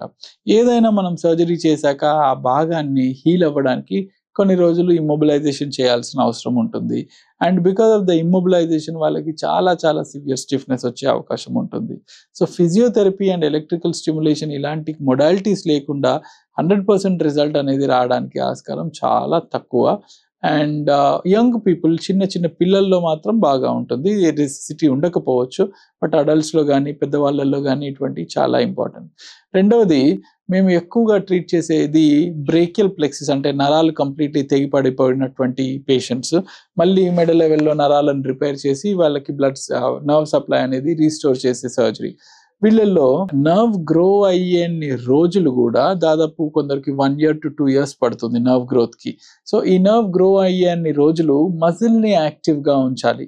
ఇట్స్ లైక్ మెయింటెనెన్స్ అనమాట. ఒక బైక్, ఒక కారు వాడకుండా పక్కన ఒక 2-3 months పడేస్తే బైక్ పార్ట్స్ ఇంజిన్ డ్యామేజ్ అవుతుంది, కార్ ఇంజిన్ డ్యామేజ్ అవుతుంది. అదేవిధంగా మన హ్యాండ్లో నర్వ్ సప్లై లేకపోవడం వల్ల మజిల్స్ అనేది కంప్లీట్లీ డ్యామేజ్ అయిపోతాయి అన్నమాట. సో దానికి మెయింటెనెన్స్ లాగా ఎలక్ట్రికల్ స్టిమ్యులేషన్, లోపల కరెంట్ ప్రవహించట్లేదు కాబట్టి బయట నుంచి ఎలక్ట్రికల్ స్టిమ్యులేషన్ ఇవ్వాలి, బయట నుంచి మజిల్స్ని స్టిమ్యులేట్ చేయాలి. సో ఇలాంటివన్నీ కూడా థెరపీలో చాలా ముఖ్యమైన భాగం. డాక్టర్ గారు, మనకు సాధారణంగా ఇక్కడ దాదాపుగా 80,000 మంది కొత్త డాక్టర్లు ప్రతి ఏటా వస్తున్నారన్నది ఒక అంచనా ఉంది. ఇందులో భాగంగా కేవలం 100 మంది మాత్రమే హ్యాండ్ సర్జన్ను చూజ్ చేసుకుంటున్నారు.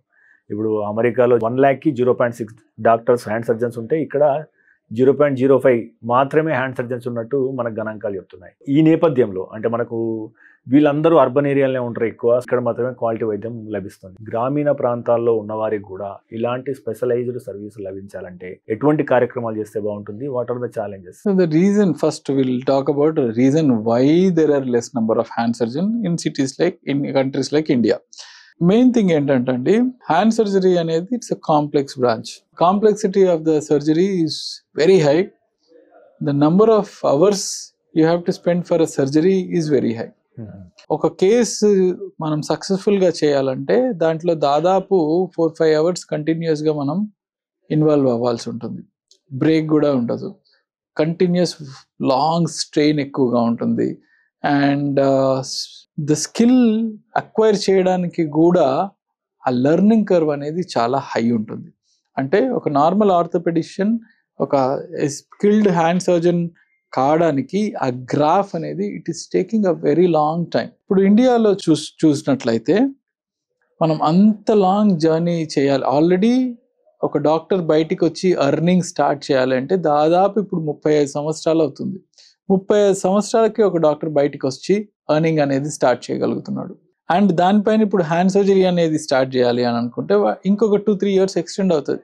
సో ఒక 36-37 years వరకు you're still under training and you're not economically supportive to your family. And 37 years వరకు పెళ్లి చేసుకోకుండా ఆగరు కదా, డెఫినెట్లీ పెళ్ళి అవుతుంది, పిల్లలు ఉంటారు. సో భార్య పిల్లల్ని చూసుకోవడం అయినా ఇవన్నీ కూడా చాలా ఎకనామిక్ బర్డెన్ అవుతుంది ఇండియాలో. అండ్ ఇండియాలో ట్రైనింగ్కి ఆ డాక్టర్కి ట్రైనింగ్ టైంలో దొరికే స్టైపెండ్స్ కూడా చాలా తక్కువ ఉన్నాయి. So nobody wants to take this risk. And secondly foreign కంట్రీస్లో ఎక్కువ ఉన్నారని మీరు చెప్పారు. ఎస్, ఫారిన్ కంట్రీస్లో ట్రైనింగ్ టైంలో కూడా డాక్టర్స్కి సపోర్ట్ సిస్టమ్ అనేది చాలా ఎక్కువ ఉంది. స్టైపెండ్స్ అనేది కూడా చాలా, అంటే మన దగ్గర డాక్టర్స్ అదర్ డాక్టర్స్ జీతంతో పోలిస్తే అక్కడ ట్రైనింగ్ డాక్టర్స్ జీతం అనేది చాలా చాలా ఎక్కువగా ఉంటుంది. అండ్ ఇక్కడ ఇండియాలో burden on the doctors is very high. For example, a doctor in India works from almost 8 in the morning to 8 or 9 or 10 o'clock in the night, and he's underpaid always. అంటే తనకి work చేసే amount of అవర్స్కి అంత compensation అనేది రాదు.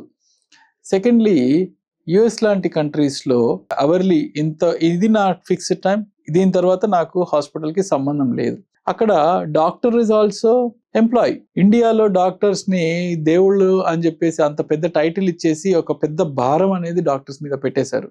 But western కంట్రీలో వాళ్ళు కూడా ఒక ఇంజనీర్ ఎలాగో, ఒక టీచర్ ఎలాగో, ఒక కన్స్ట్రక్షన్ వర్కర్ ఎలాగో, ఒక సదరు డిఫరెంట్ ఎంప్లాయీ ఎలాగో డాక్టర్ కూడా అలాగే ఎంప్లాయీ. వర్క్ లైఫ్ బ్యాలెన్స్ ఉంది అక్కడ. ఎగ్జాక్ట్లీ. సో ఈ వర్క్ నాది అయిపోయిందంటే వాడు బయట హాస్పిటల్ నుంచి బయటికి వెళ్ళాక హీఈస్ ఎ నార్మల్ పర్సన్. మాకు అలా కాదు, మేము ఇంటికి వెళ్ళాక కూడా నైట్ కానీ ఎప్పుడు కానీ ఏ టైంలో కానీ కాల్స్ వస్తాయి, చేస్తారు. రెస్పాండ్ అవ్వకపోతే డాక్టర్ రెస్పాండ్ అవ్వకపోతే ఎలా అనే అదొకటి ఉంటుంది. సో ఇండియాలో సిస్టమ్ అనేది డిఫరెంట్గా ఉంది. అండ్ ఆ వర్క్ లైఫ్ బ్యాలెన్స్ అనేది ఇండియాలో అచీవ్ చేయడం అనేది చాలా డిఫికల్ట్. సో అందుకే ఇలాంటి స్ట్రెస్ఫుల్ ఫీల్డ్లోకి డాక్టర్స్ రావడం అనేది ప్రిఫర్ చేయరు. మైక్రో సర్జరీలో స్ట్రెస్ అమౌంట్ అనేది చాలా ఎక్కువగా ఉంటుంది. ఎందుకంటే ఆ ప్రెసిషన్ వర్క్ ఎక్కువ, స్కిల్ నీడెడ్ ఎక్కువ, అండ్ రిజల్ట్స్ కూడా very very difficult to gain. For example, orthopaedics అయిన తర్వాత చాలా మంది 90% ఆఫ్ వాళ్ళు ఏం స్పెషాలిటీ చూస్ చేసుకుంటామంటే now knee replacement or arthroscopy. ఎందుకంటే వీటిలో ఏంటంటే కొట్టే తెచ్చేలాగా జాయింట్ తీసాం, జాయింట్ పెట్టాం, 90% successful. Complication chances are very minimal. And patient is like ముందు నడవలేనటువంటి పేషెంట్ ఇప్పుడు హ్యాపీగా 2వ రోజు నుంచి 3వ రోజు నుంచి నడుస్తాడు. పేషెంట్ సాటిస్ఫాక్షన్ ఇస్ మోర్, డాక్టర్కి satisfaction is more. Again monetary terms కూడా మనం మాట్లాడద్దు, బట్ స్టిల్ మానిటరీ టర్మ్స్ కూడా it is better for the surgeon. Ultimately satisfaction levels are higher in such fields. అందుకే people see where you have better yield అక్కడికే వెళ్ళాలని చూస్తారు. Because patient is also ultimately getting satisfied and on a faster note. అదే micro సర్జరీలో చూసుకుంటే ఒక patient మా దగ్గర ఒక బ్రేకిల్ ప్లెక్సిస్ ఇంజరీతో వస్తే గనక ఆ పేషెంట్ దాదాపు ఇంకా కమింగ్ 4-5-6 years వరకు మాతో పేషెంట్ లాగానే ఒక జర్నీ చేయాల్సి వస్తుంది. ప్రతి పేషెంట్తో మేము లిటరల్గా ఒక జర్నీ చేస్తాము. అంటే వాళ్ళ కుటుంబం ఆల్మోస్ట్ ఇంకా మాకు ఇంకొక ఎక్స్టెండెడ్ ఫ్యామిలీ లాగా బంధువుల్లాగా మేము చేసేసుకుంటాం అనమాట. సో అంత జర్నీ చేయడానికి కూడా ఇప్పుడు ఎవరికి ఓపికలు లేవు. So that is the reason why people are not coming in to hand surgery, especially in countries like India. But of course ముందుతో పోలిస్తే కనుక number of people taking the speciality has increased. That I think answers first part of your question. Second part of your question, hand surgery లాంటి specialities ఎందుకు సిటీస్లో ఉన్నాయి, పెరిఫరీస్లో ఊర్లలో ఎక్కడైతే ఈ ఇంజురీస్ ఎక్కువగా జరుగుతాయో అక్కడ లేవు, అక్కడ చేయడానికి ఏం చేయాలనే క్వశ్చన్ అడిగారు. కరెక్ట్. సో హ్యాండ్ సర్జరీ ఎప్పుడైతే వస్తుందో దాంట్లో అంటే not just the surgeon skill, it needs a lot of infrastructure also. For example almost 3 to 4 crores microscope కావాలి. ఆ 3 to 4 crores మైక్రోస్కోప్ ఊర్లో ఎవరు తెచ్చిస్తారు, ఎక్కడ పెట్టుకుంటారు, ఏ హాస్పిటల్ అఫోర్డ్ చేస్తుంది? ఒక ప్రైవేట్ డాక్టర్ అనేది దాన్ని తెచ్చి స్వతహాగా పెట్టుకోలేడు. అండ్ పెట్టిన దానికి తగ్గ బిల్ అనేది పేషెంట్ ఇవ్వనులేడు. So it's becoming very difficult to do the speciality in peripheries. Secondly affordability ఒకటైతే ఇన్ఫ్రాస్ట్రక్చర్ ఇంకొకటి. ఈ రెండిటి కారణాల వల్ల పెరిఫరీస్ లో ఇలాంటి స్పెషాలిటీ అనేది చాలా డిఫికల్ట్ అవుతుంది. అండ్ ఇన్స్ట్రుమెంట్స్ ఆర్ ఫెసిలిటీస్ ఇవన్నీ కూడా కాస్ట్ ఎక్కువ. సో ఓన్లీ కొంచెం కార్పొరేట్ లెవెల్లో, టెర్షరీ లెవెల్లో మాత్రం ఇటువంటి కేర్ అనేది ఇవ్వగలుగుతున్నాము. ఇప్పుడు సర్జరీకి మైక్రో సర్జరీకి అంటే కొద్ది తేడా ఉంది. మైక్రో సర్జరీకి ఎక్కువ బిల్ అవుతుంది, ఇది కొద్దిగా కాస్ట్తో కూడుకున్నది అని చెప్పేసి అంటారు కదా. సో ఇందులో వాస్తవం ఎంత, how cost it is? Correct అండి.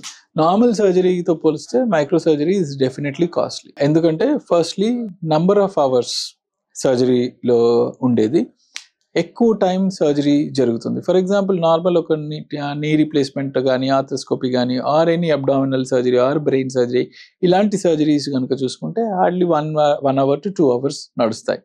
బట్ ఎప్పుడైతే మైక్రో సర్జరీ వస్తుందో the surgery can go up to 9 hours to 10 hours.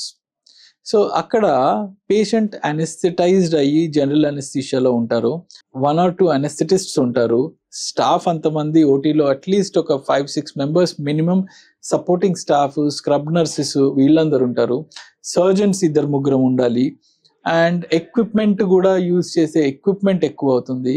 So ఇవన్నిటిని క్యాల్కులేట్ చూసుకుంటే డెఫినెట్లీ ఆటోమేటికల్లీ బిల్ అనేది పెరుగుతూ ఉంటుంది. ఓకే, అంటే మైక్రో సర్జరీ చాలాసేపు నడుస్తుంది కాబట్టి ఇందులో పెయిన్ ఎక్కువగా ఉంటుంది, బాధ ఎక్కువసేపు ఉంటుంది అని చెప్పేసి కొంతమంది అంటూ ఉంటారు. ఇది అపోహనా?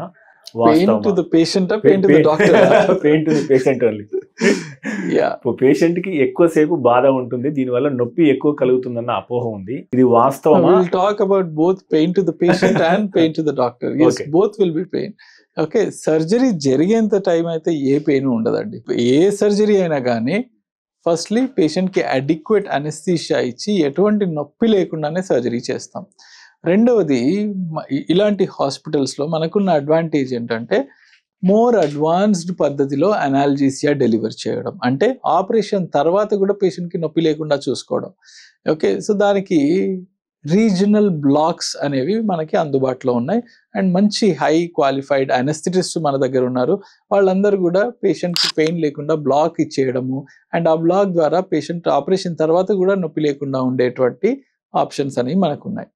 ఈ విధంగా మేము డెలివర్ చేసే పెయిన్ రిలీఫ్ అనేది ఓన్లీ టెంపరీ. ఆఫ్టర్ లేటర్ ఎప్పుడైతే హీలింగ్ అయ్యాకో ఈ స్టిఫ్నెస్ వస్తుందో, ఆ స్టిఫ్నెస్ కి సంబంధించిన మూమెంట్స్, ఎక్సర్సైజెస్ ఏవైతే చేస్తారో డెఫినెట్లీ ఆ క్రమంలో patient has to go through some amount of pain.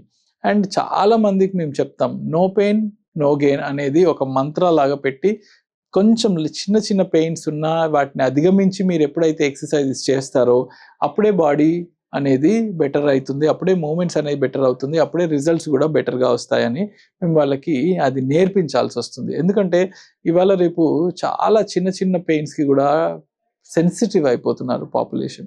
చిన్న పెయిన్ ఉన్నా లేదు నేను చేయను అంటారు, చేయకుండా రిజల్ట్ ఏది రాదు. ఫర్ ఎగ్జాంపుల్, నేను ఇప్పుడు జిమ్కి వెళ్ళను, నేను కష్టపడను, నాకు 6 packs రావాలి, నేను హృతిక్ రోషన్ లాగా బాడీ పెంచాలంటే అవ్వదు. మనం ఆ బాడీ పెంచాలి అంటే ఆ హీరో ఎంత పెయిన్ అనుభవించి ఎంత ఎక్సర్సైజ్ చేస్తే ఆ వర్క్ అనేది చాలా hard work, it is not a simple work. So definitely అంత చేస్తేనే వాళ్ళ ఆ బాడీ స్కల్ప్ చేసుకుంటారు. అదేవిధంగా ఒక పేషెంట్ కంప్లీట్లీ హ్యాండ్ ఫ్రాక్చర్ అయిపోయి, క్రష్ అయిపోయి, ఇవన్నీ అయిపోయిన వాళ్ళు చిన్న చిన్న పెయిన్స్ని కూడా తట్టుకొని ఎక్సర్సైజెస్ చేస్తారో వాళ్ళకి మాత్రమే మంచి రిజల్ట్ వచ్చే అవకాశం ఉంటుంది. First part of the question. Second of the part of the question, pain to the surgeon. Yes, doctor experience చేసే 2 types ఆఫ్ పెయిన్స్ ఉంటాయి. ప్రొలాంగ్డ్ సర్జరీ ద్వారా డెఫినెట్లీ అఫ్ కోర్స్ మేము కూడా కొన్ని డిఫరెంట్ ఇష్యూస్ ఫేస్ చేస్తాం. ఫర్ ఎగ్జాంపుల్, ప్రొలాంగ్ సర్జరీ ద్వారా ఎక్కువ constant ఒక పొజిషన్లో కూర్చొని సర్జరీ చేయడం వల్ల నడుము నొప్పి, అండ్ కాన్స్టెంట్ మైక్రోస్కోప్లో ఉన్నప్పుడు your hand and ice have to be fixed on a particular structure for at least for a couple of hours. So your neck muscles will be strained, your neck muscles will be paining, and a fine work continuous ga cheyadam valla hand lo muscles pain vastayi. So definitely ivanni by the end of the surgery we are almost like completely body anta pains tone bayatiki vastam annamata. So definitely it is a painful process even for the doctor. Micro surgery తర్వాత తిరిగి బలం పుంజుకోవడానికి ఎంత time పడుతుంది?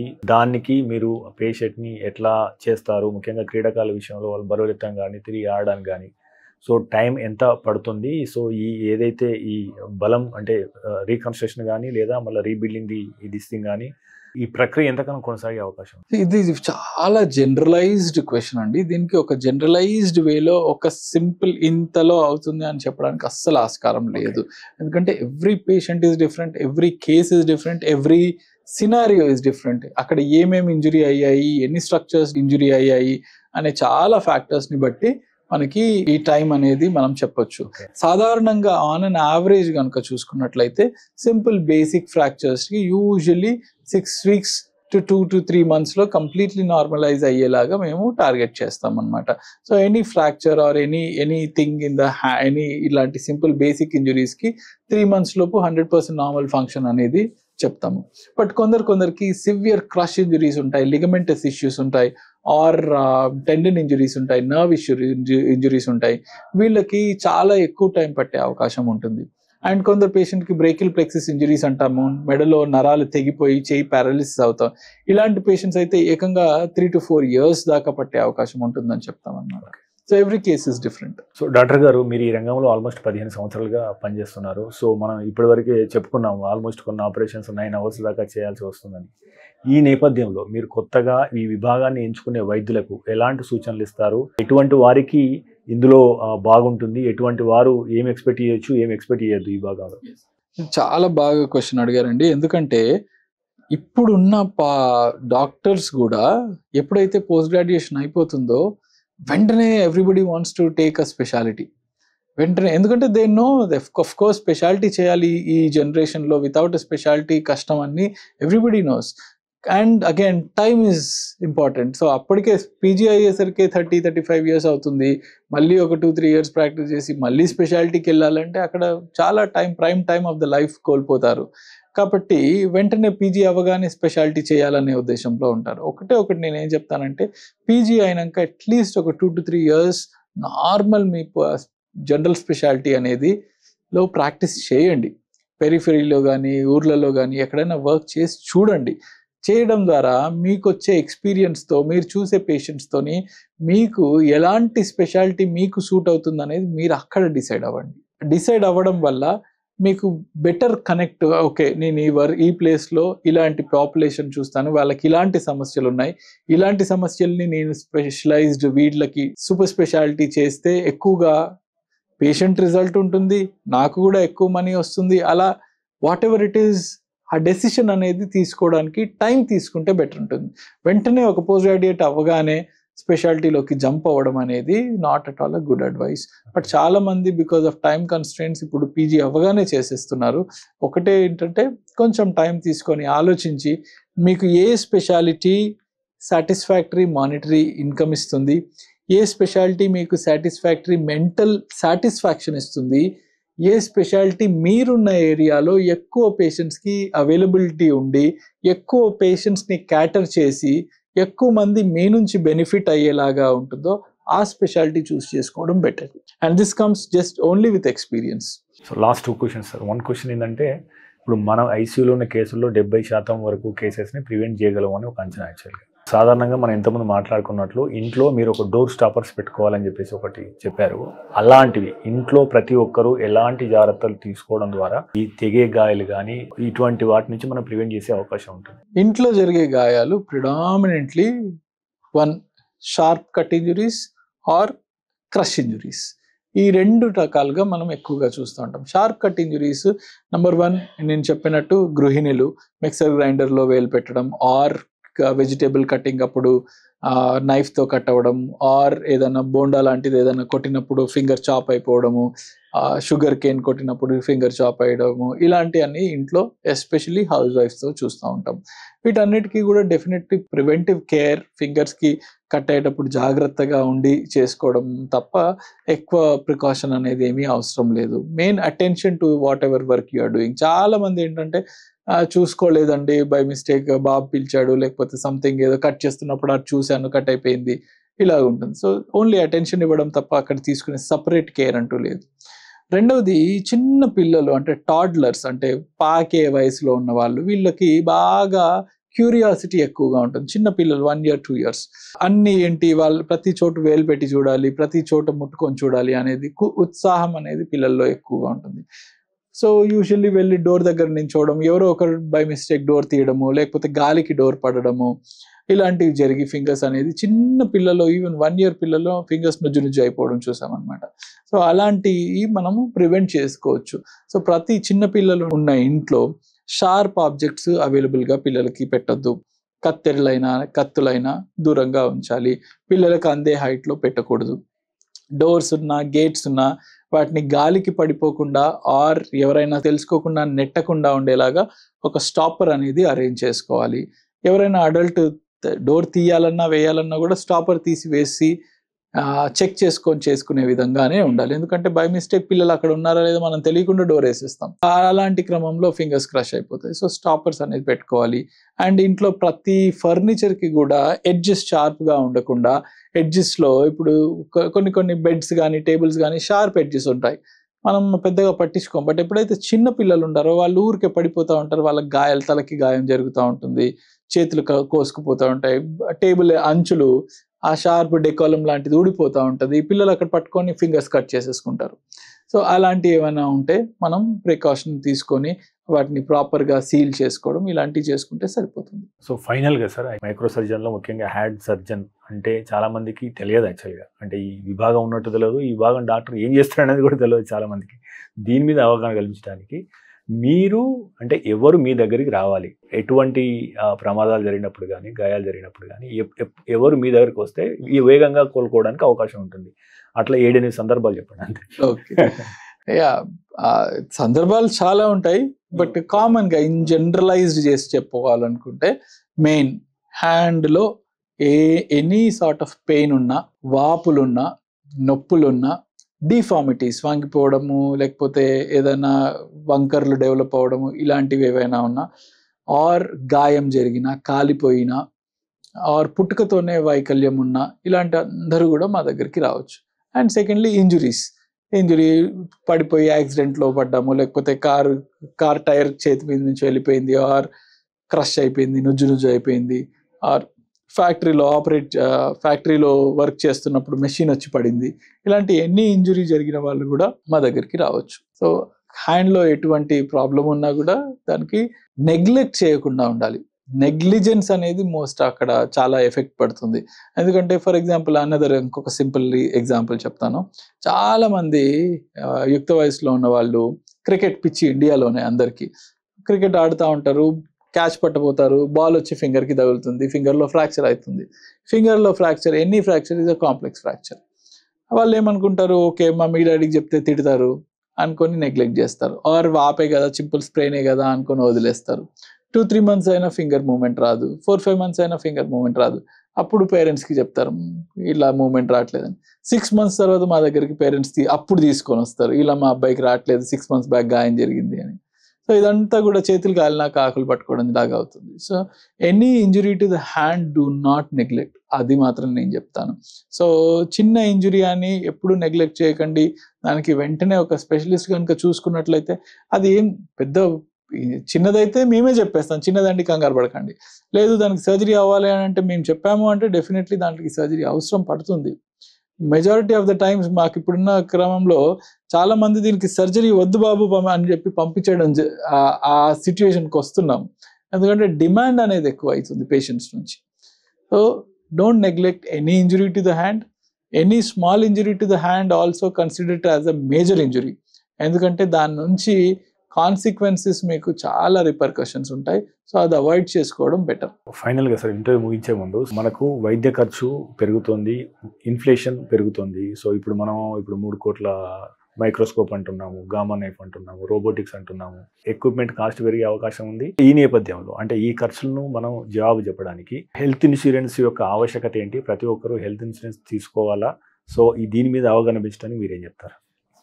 Definitely అండి, as a good medical related channel I think most మీకున్న రెస్పాన్సిబిలిటీలో ప్రథమంగా మీరు చేయాల్సింది హెల్త్ ఇన్సూరెన్స్ గురించి అవేర్నెస్ పెంచడం. గవర్నమెంట్ మనకి స్టార్టింగ్లో మేబీ నేను చిన్నగా ఉన్న టైంలో లైఫ్ ఇన్సూరెన్స్ గురించి అవేర్నెస్ బాగా పెంచింది. అండ్ ఆ టైంలో ఇన్సూరెన్స్ ఏజెంట్స్ కూడా వెంటపడి అందరికీ లైఫ్ ఇన్సూరెన్స్ చేయించడం అనేది చాలా కామన్గా అప్పుడు నేను చిన్నగా ఉన్న టైంలో అయితే నేను చూశాను. ఇప్పుడు అందరి దగ్గర లైఫ్ ఇన్సూరెన్స్ ఉంటుంది, కానీ చాలా మంది హెల్త్ ఇన్సూరెన్స్ని నెగ్లెక్ట్ చేస్తున్నారు. ఒక సింపుల్ కార్ కొనుక్కున్నా, ఒక సింపుల్ బైక్ కొనుక్కున్నా కూడా దానికి ఇన్సూరెన్స్ తీసుకుంటున్నాము. ఇన్సూరెన్స్ లేకుండా గవర్నమెంట్ కూడా అలౌ చేయట్లేదు. బట్ అదే government why it is not encouraging everybody to take a health insurance? ఒక మనిషికి కూడా హెల్త్ ఇన్సూరెన్స్ కంపల్సరీ ఉండాలి. బికాజ్ ఇప్పుడు costs of treatment have significantly gone high. అంత హై కాస్ట్స్ అనేది ఆరోగ్యశ్రీ ద్వారానో కానీ ఒక గవర్నమెంట్ స్కీమ్ ద్వారా కానీ డెఫినెట్లీ అఫోర్డ్ చేయలేరు. ఇప్పుడున్న ప్రస్తుత టెర్షరీ లెవెల్ హాస్పిటల్స్ డెఫినెట్లీ ఆ కాస్ట్ బెనిఫిట్ ప్రపోర్షన్ చూసుకొని they are not preferring. And of course government repaying the bills అనేది కూడా ప్రతి హాస్పిటల్ చూస్తుంది. చాలా హాస్పిటల్స్కి lakhs and lakhs amount లో పెండింగ్ బిల్స్ ఉన్నాయి. So why does the hospital want to do these surgeries which are so costly out from their pocket? Yes. Hospital pocket నుంచి ఎందుకు చేయాలి when the hospital not getting it back? So చాలా hospitals are withdrawing these government services. To be frank and honest, I'm telling this. So అలాంటి క్రమంలో every person తన దగ్గర తన private medical insurance అనేది పెట్టుకుంటే కనుక ఎలాంటి ఫ్యూచర్లో ఇంజురీ జరిగినా, రోగం వచ్చినా, జబ్బులు పాలైనా కానీ దానికి మంచి హై క్వాలిటీ ట్రీట్మెంట్ తీసుకోవడానికి ఆస్కారం ఉంటుంది. సో ప్రతి ఒక్కరికి ఈవెన్ మీ ఛానల్ ద్వారా కూడా హెల్త్ ఇన్సూరెన్స్ గురించి అవేర్నెస్ ఇచ్చి వాళ్ళందరికీ ప్రతి పాపులేషన్కి హెల్త్ ఇన్సూరెన్స్ ఉండేటట్టు ఈవెన్ గవర్నమెంట్ కూడా చర్యలు తీసుకుంటే బాగుంటుంది. So thank you sir, thank you very much. So ఎన్నో విలువైన అంశాల మీద అవగాహన పెంచే ప్రయత్నం చేశారు. So thank you very much. Thank you అండి, thank you so much. So viewers, ఇది ఈ వారం డాక్టర్ స్టాక్. వచ్చే వారం మరో డాక్టర్ కలుద్దాం. చూస్తూనే ఉండండి మెడ్ ప్లస్ 1 TV.